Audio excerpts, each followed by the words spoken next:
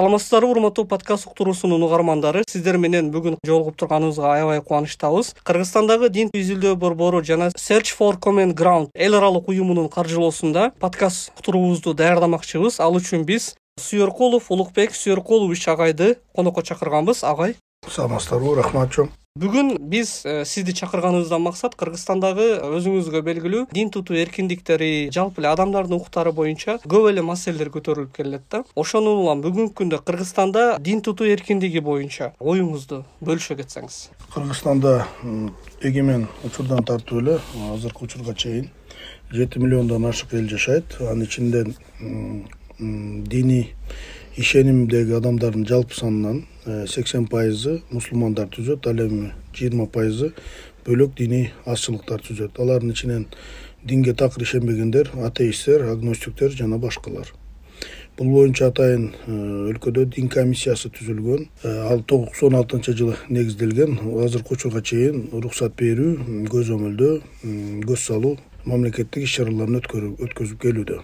Биз билдик, Кыргызстанда демек ушундай көлөмдө уюмдар бар экенин. Эми биз баягы дин тутуу эркиндиги боюнча сөз кылсак да, биздин сурообуз ушуга байланыштуу да.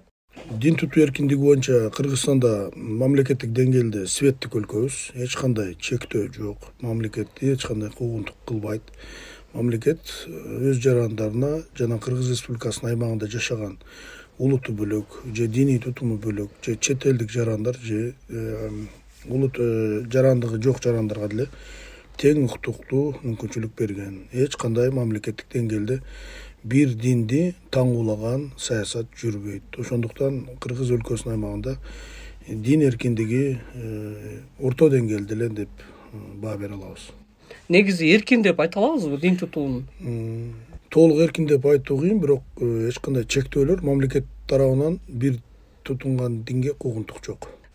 Кыргызстандагы мектептерде мисалы диндердин өнүгүү тарыхы сабагы киргизилет деген сөздөрдү укканбыз. Адашпасам бул жылы ушул сабактар берилип атат. Анан ушул сабактардын берилип атканынын мааниси ошондой эле көпчүлүк адамдар ойлойт экен да, жанагы диндердин өнүгүү тарыхы болсо, демек балдарыбыз дин боюнча эле окуп калат экен да деп көп каршылыктар деле болгон да. Эми ушул маанилүүлүгүнө токтолуп кетсеңиз, анткени көпчүлүк адамга маалымат дагы жеткиликтүү болот. Диний билим берүү, башка дин таануу боюнча мамлекетибиз светтик өңүттө багыт алгандыгын эске алып, Кыргызстандагы жалпы жарандар ишенген, ишеними боюнча, тутунган дини боюнча монотеисттик же политеисттик же бөлөк багытта болгондуктан социалдык катмарда чоң ажырым пайда болбош үчүн мамлекет биздин пикирибизче кенен жана сонун мүмкүнчүлүк түзүп берип атат. Диндин тарыхын окуган менимче бул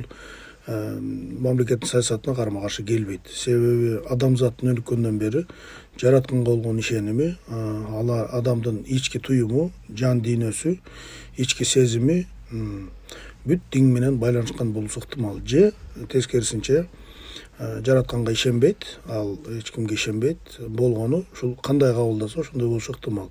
Ошондуктан өлкөбүздүн аймагында диндин тарыхын, диндин философиясын, же бир пайгамбарлардын тарыхын, же бир олуя инсандардын тарыхын өздөштүрүп, өнүктүрүп, жалпы таризди билип алган менимче бул коомго коркунучтуу эмес деп ойлойсуз? Коркунучтуу эмес, карама каршы келбейт деген пикирдемин. Ошол эле суроонун ичинде да агай көпчүлүк айтып жүрдү да, ушул предмет кирет экен деп атканда, бул предметти окутуш үчүн мугалимдер даяр эмес, анан теологдор сабак бериш керек экен, анан антиш керек экен, мынтиш керек экен деген сунуш пикирлер дагы айтылып жүрдү да. Ушуга кандай деп карайсыз? Менимче өлкөдө азыр эми мечиттер, медреселер, анан дин аалымдары көбөйдү. 30 жылдан бери бизде өлкөнүн ичинде теологдор, дин аалымдары, дин ишмерлери белгилүү деңгээлде пайда болду. Анан биз дагы бир чоң факторду эске алышыбыз керек. Биз 70 миллион эл жашаган Фергана деген чөлкөмдө жашап атабыз. Кошуна Кытай, Синьцзян, Уйгур автоном району бар, Өзбек республикасы бар, Тажик мамлекети бар, өзүбүздүн кыргыз элибиз бар, анан кошуна казак эли бар. Албетте биз мисалы ошол эле тажик улутундагы адамдар бөлөк диний агымда жүрөт, ислам диний агымында. Ошол диний негиз менен кандайдыр бир коомго бүлөк сала турган, коопсуз абал түзүлө турган жагдайга четтен келген күчтөр же кандайдыр бир уюмдар, кызыктар тараптар бүлөк салбаш үчүн менимче мамлекет биз ата бабадан тутунуп келаткан динди, кайсы дин экенин айтпай эле коелу, ким кайсы динди тутунса ошол багытта белгилүү деңгээлде маалымат берип, өсүп келаткан балдарын окутуп койгону мектептин деңгээлинде бул керек деп ойлойм мен. Бул көп нерсенин алдын алат деген пикирди айткым келет. Кыргызстанда дин тутуу эркиндигине болгон укукту ишке ашырууну камсыздоодо бейөкмөт уюмдардын кошкон салымы канчалык деңгээлде деп ойлойсуз? Өлкөбүздүн аймагында 90-жылдардан бери тартып эле көп гранттар келди, көп мамлекеттик эмес бейөкмөт уюмдар келди, эл аралык уюмдар келди. Алар адам укугуна байланышкан, ошонун ичинде дин укугуна, дин эркиндигине байланышкан көп гранттар, каржылоолор, консультанттар жана башка камсыздоолор көп болууда. Менимче бул өлкө саясатына карама каршы келбейт. Бул элдин, коомдун өнүгүү этабында керектүү болгон фактор деп ойлойбуз. Албетте башка багытта, максатта жүргөн агымдарды четтетиш керек. Ал эми жалпы коом үчүн керек болгон каржылоону алып келип, мамлекеттин саясатына карама каршы келбей, коомдун каалоосуна багытталган долбоорлор, демилгелер болсо андайды колдойбуз. Мен жеке өзүмдүн практикамда ушул Кыргызстандагы дин таануу боюнча изилдөө жүргүзгөн Search for Common Ground уюмун айта алам. Андан сырткары ушул силер иштеп жүргөн Медиарай коомдук фондунун демилгеси менен болгон иш-чараларда катышып жүрөм. Негизинен пикирим жакшы. Колдоо жакшы, эл менен иштөө жакшы.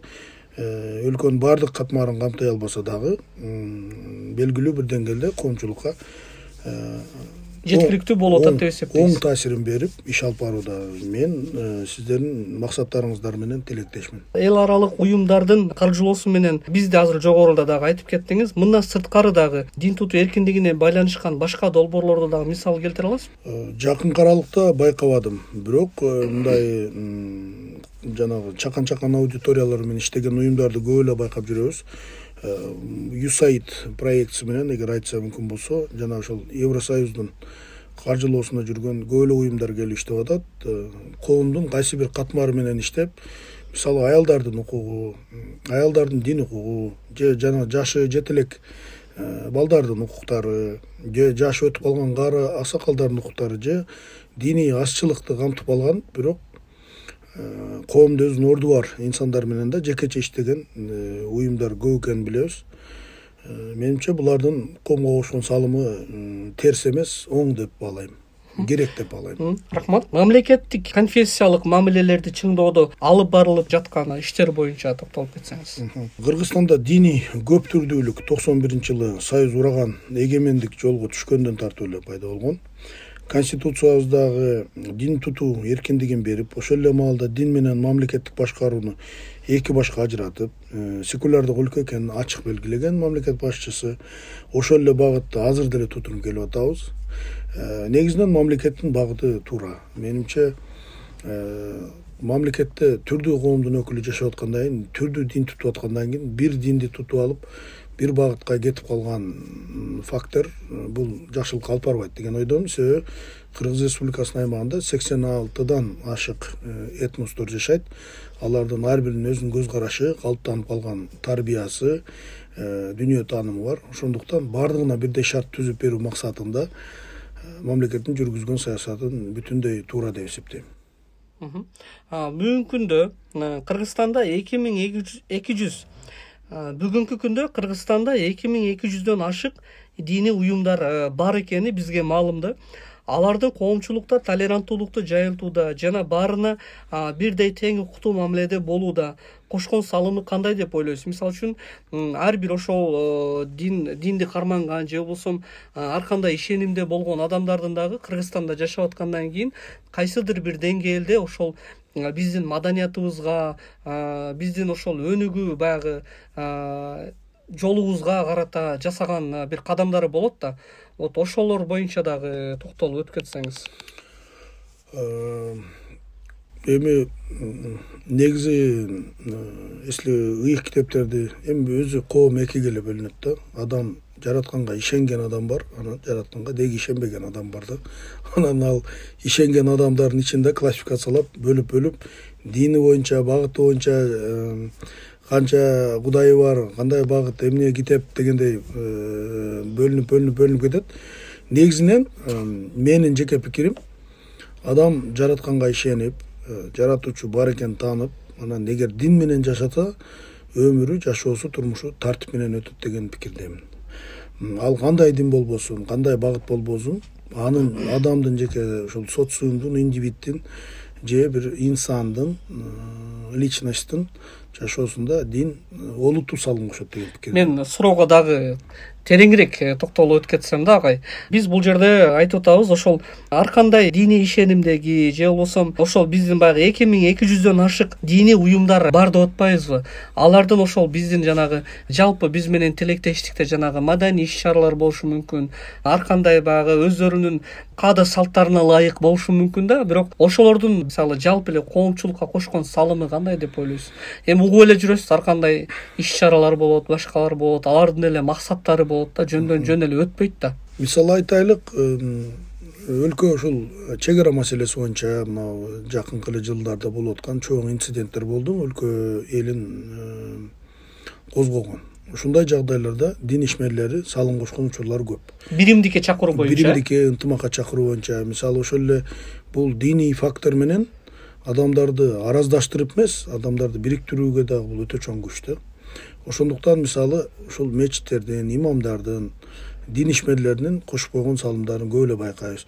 Мисалы ошол эле христиан дининин өкүлдөрүнүн, мисалы Кыргыз Республикасынын аймагында жашаган славян улутундагы инсандарды бириктирип, бөлөк элдер менен, улуттар менен ынтымакта жашоого чакырган иш-чараларын көрүп атабыз. Негизи дин бул жаратканга каршы келбейт, мамлекеттин саясатына каршы келбейт, тартипке, иманга, жакшылыкка чакырган эле багытта иш алып барууда. Мен ашкера аша чапкан өтө чоң мыйзам бузуу же укук бузууну байкаган эмесмин.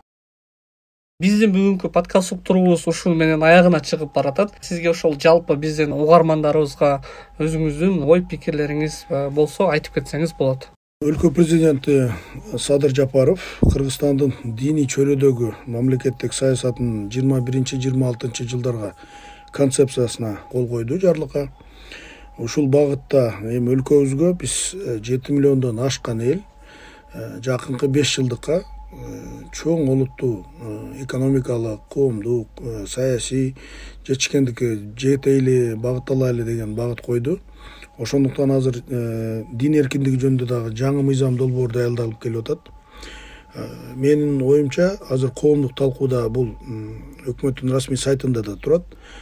Эгер коом активдүү катышып, өздөрүлөрүнүн кемчиликтери болгон, мыйзамда кемчилик болсо көйгөйлөрүн айтып, сунуш пикирлерин айтып, инсан катары, жаран катары өз салымдарын кошуп, мыйзам жакшы редакцияланып чыкса, менимче дин эркиндиги боюнча, динге болгон мүмкүнчүлүктөр боюнча кенен жакшы, айкын келечек ачылат эле деген пикирди айткым келет. Сизге дагы терең ыраазычылык билдиребиз. Бүгүнкү подкаст уктуруубузда убактыңызды бөлүп келип бергениңиз үчүн жана биздин суроолорубузга жооп бергениңиз үчүн терең ыраазычылык билдирем.